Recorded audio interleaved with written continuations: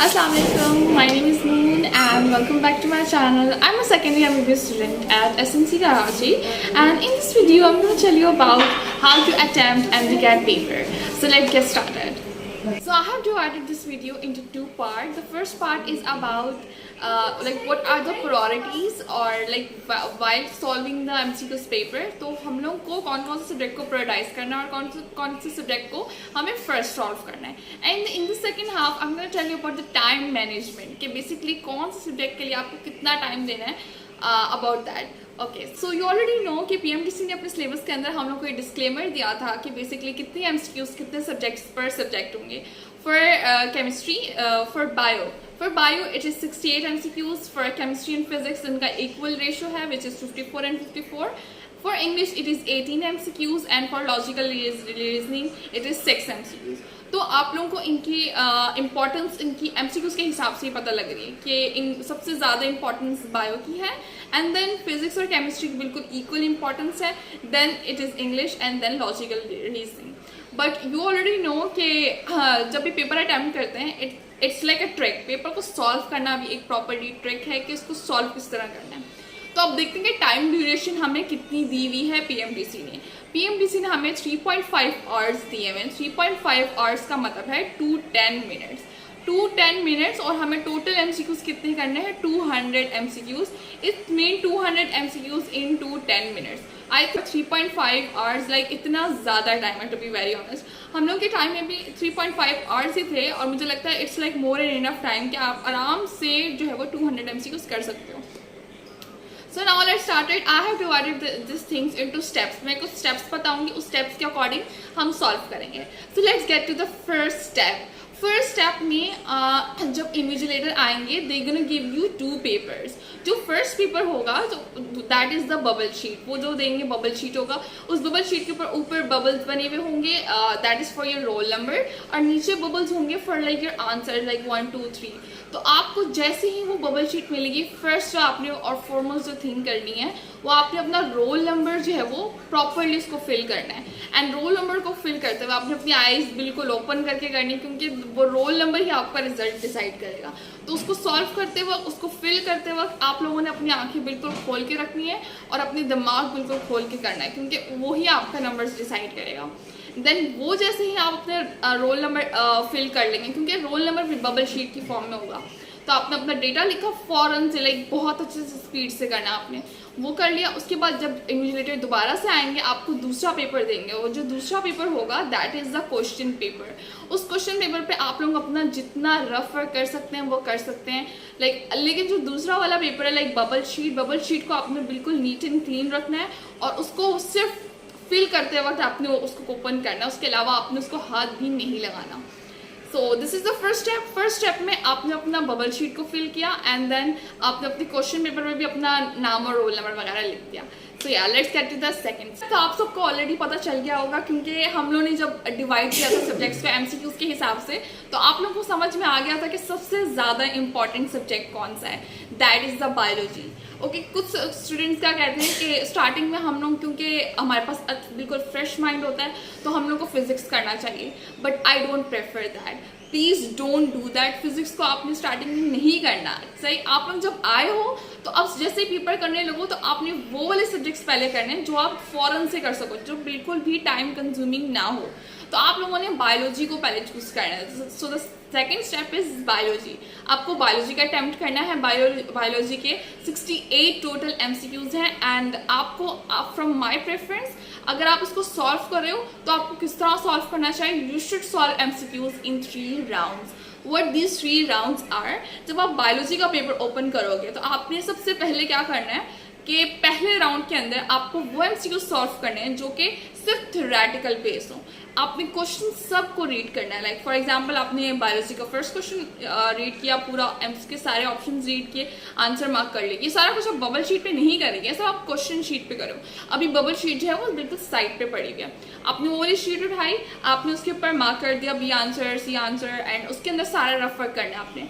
और by God आप first round के अंदर ही ऑलमोस्ट सारा का सारा बायोलॉजी कवर कर लेते हो, क्योंकि बायोलॉजी इज टोटली थ्योरेटिकल और वो उसके आंसर्स बहुत इजी होते। टू बी ऑनेस्ट एमडीकैट के अंदर सबसे ज़्यादा तो इजी सब्जेक्ट है दैट इज़ द बायोलॉजी, और बायोलॉजी का पेपर आप with in almost like 15 minutes he complete हो जाता है। तो this is the first round. First round के अंदर आपने थ्योरेटिकल बेस्ड क्वेश्चन किए। अब आते हैं सेकंड राउंड की तरफ। सेकंड राउंड में आपने क्या करना है, उसके अंदर भी आप बायोलॉजी ही कर रहे हो, फिर से क्वेश्चन 1 ही रीड कर रहे हो, लेकिन आपने उस सेकंड राउंड में क्या करना है, उस सेकंड राउंड में आपने उन क्वेश्चंस को डीपली रीड करना है जो कि आपको लग रहा था कि उसमें आपको सोचना पड़ेगा।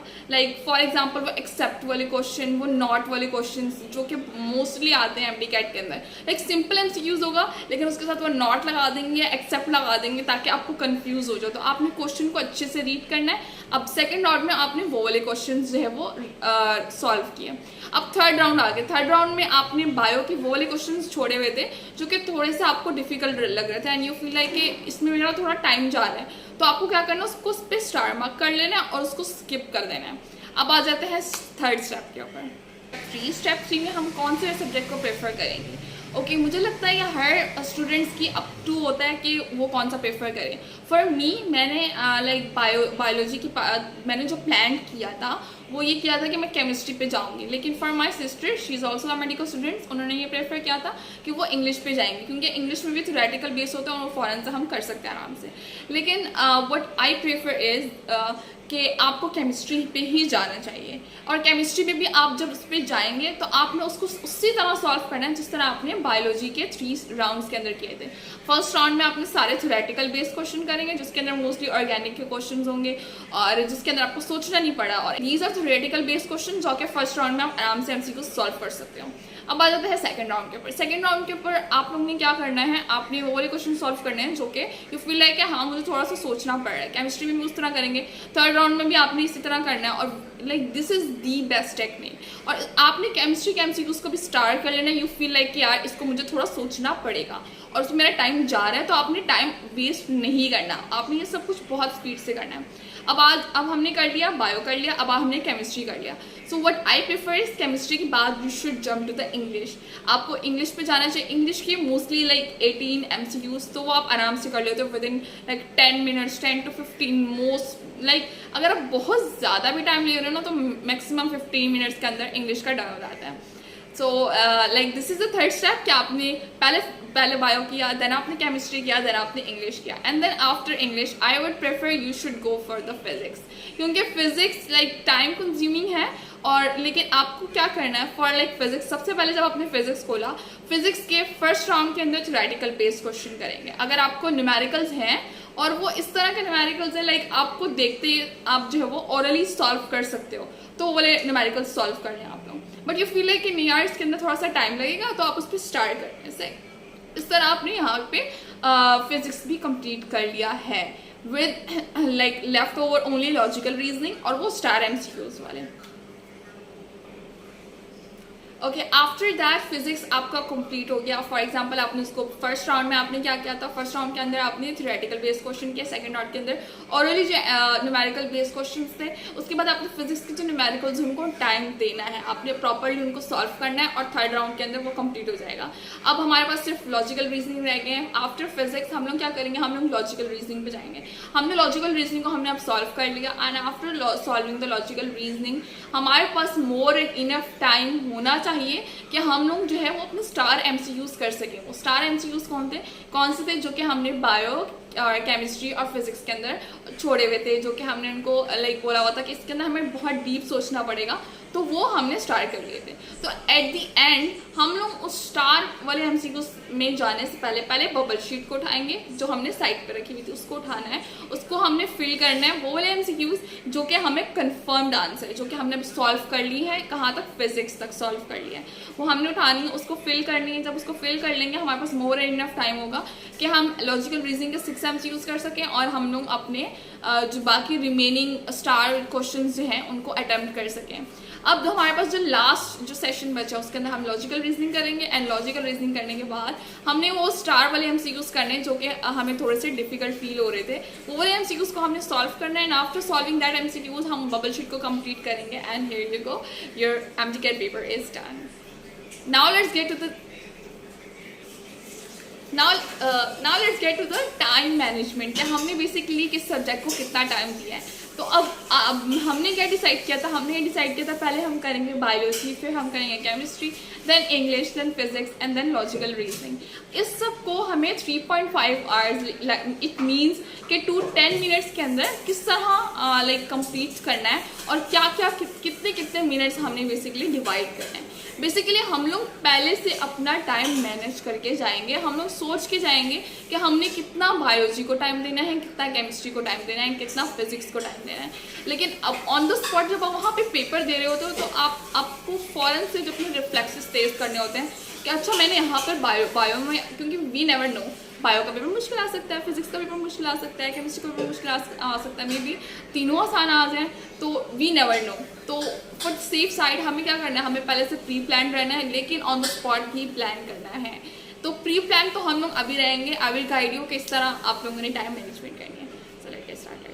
नाउ वी कैन डिस्कस कि हमें बेसिकली टाइम मैनेजमेंट किस तरह करनी है। लाइक अब आपको पता है कि हमें इन्होंने 3.5 आवर्स जो है वो दिए हैं। 3.5 आवर्स का मतलब है हमें 210 मिनट्स मिले हैं, और 210 मिनट्स का मतलब है कि हमें 210 मिनट्स के अंदर अंदर 200 MCQs सॉल्व करने हैं। तो अकॉर्डिंग टू दैट अगर हम एक एक मिनट भी लगाएंगे तो फिर भी हमारा पेपर सॉल्व हो सकता है। इसका मतलब इन्होंने टाइम हमें काफ़ी अच्छा खासा दिया हुआ है। तो हमें क्या करना है, हमें बहुत स्मार्ट वर्क करना है। मैंने आपको ऑलरेडी बताया हुआ था कि जब हम MCQ सॉल्व करे होंगे तो हमें सबसे पहला सब्जेक्ट जो है वो बायो को चूज़ करना है, देन केमिस्ट्री सॉल्व करना है, देन हमें इंग्लिश सॉल्व करना है, उसके बाद फिजिक्स, एंड देन लास्ट के अंदर हमें लॉजिकल रीजनिंग करना है। लाइक लास्ट के अंदर बिल्कुल लॉजिकल रीजनिंग। अब हम देखेंगे कि बायो में हमें कितना टाइम देना है, केमिस्ट्री को हमें कितना टाइम देना है, इंग्लिश को कितना टाइम देना है, और फिजिक्स और लॉजिकल रीजनिंग को कितना टाइम देना है, और एंड में जो हमारे स्टार्ट क्वेश्चंस होंगे उनको हमें कितना टाइम देना है, क्योंकि वो हमें कंफ्यूज कर रहे हैं वो क्वेश्चन।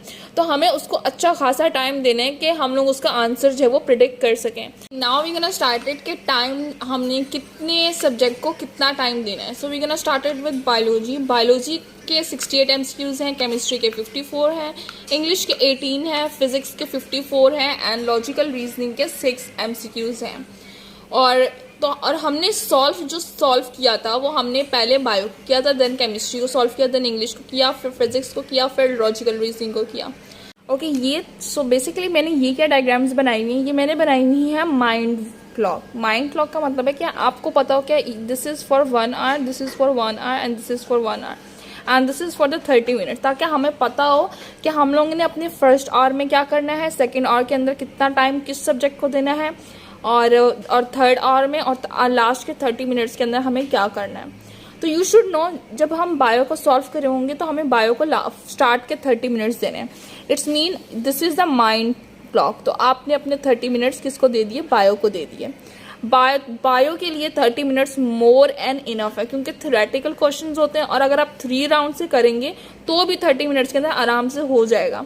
30 मिनट्स के अंदर आपने ये कर लिया, साथ साथ आपने अपने स्टार वाले क्वेश्चन जो थे उनको स्टार कर दिया, जो कि आपको फील हो रहा था कि बायो के अंदर जो कि मुश्किल है और आपको सोचना पड़ेगा उसके अंदर, तो आपने उनको स्किप कर दिया और आपने उसको स्टार उन पे बना दिया, जिसके अंदर क्वेश्चन पेपर के ऊपर, ये बबल शीट के ऊपर नहीं करना। अब हम आ जाते हैं केमिस्ट्री के ऊपर। केमिस्ट्री को हम अपने टोटल 45 मिनट्स देंगे। लाइक हमारे फर्स्ट आवर में से 30 मिनट्स और यहाँ से 15 मिनट्स दे देंगे, सही। अब यहाँ पर हमारा केमिस्ट्री डन हो गया। केमिस्ट्री को भी हमने 3 राउंड्स के अंदर किया था और अपने स्टार MCQs को स्किप कर दिया। अब आ जाते हैं इंग्लिश को हम 15 मिनट्स के अंदर करेंगे। यहाँ तक हमारा कितने सॉल्व हो गया, हमारा बायो हो गया, केमिस्ट्री हो गया, इंग्लिश हो गया, कितने 1.5 आवर के अंदर इंशाल्लाह। अब हम आ जाते हैं फिजिक्स के ऊपर।